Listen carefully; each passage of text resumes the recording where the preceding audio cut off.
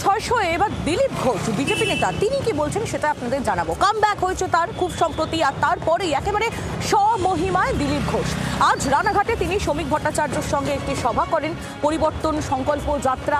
সেই সভার পর সাংবাদিকদের মুখোমুখি হয়ে শ্রমিক ভট্টাচার্যকে একেবারে পাশে বসিয়ে মন্ত্রী হওয়ার ইচ্ছে প্রকাশ করলেন বিজেপি নেতা দিলীপ ঘোষ। তিনি বললেন যে মন্ত্রী তো অবশ্যই হব, মন্ত্রী না হলে সাধারণ মানুষের যা যা সমস্যা সেই সমস্যা মেটাবো কি করে। এই বক্তব্য বিজেপি নেতা দিলীপ ঘোষের, কি বললেন তিনি শুনুন।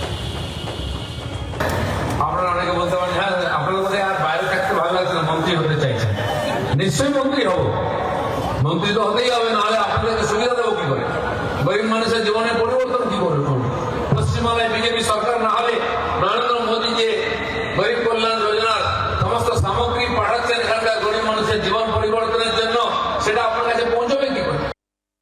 তার মুখে যদি আমি দাঁড়াতে চাই, তার মুখে যদি আমি মন্ত্রী হতে চাই, এই ধরনের কথা বেরিয়ে যায়, সেটা খুবই বিসদৃশ্য। এবং মনে হয় যেন বিজেপি গোটা দলটাই যে তাড়াহুড়ো এখনই চাই, দিলীপবাবু সেই স্রোতে ভেসে যাচ্ছেন।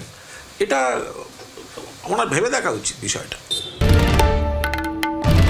বাংলার আওয়াজ, বাঙালির আবেগ, জি 24 ঘন্টা।